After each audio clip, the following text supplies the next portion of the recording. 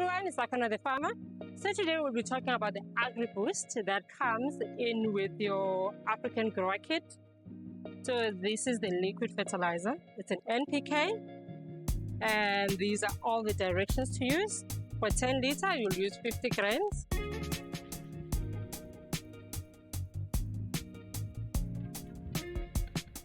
So this Agri-Boost is an organic liquid fertilizer. It contains NPK and a lot of micro-elements, and we use it 3 times a month. It's very good for your plants. So we use it as a foliar spray. We apply 50 grams per 10 liters. So we fill this up with 10 liters of water, and you just throw in your Agri-Boost, which is 50 grams, and that's all you need. Just make sure that you shake it well, mix it well. So come on, let's feed the plants. So personally, I prefer spraying on the roots.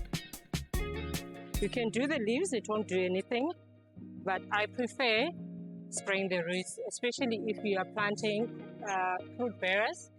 The stem and the roots is my favorite. It works really quickly.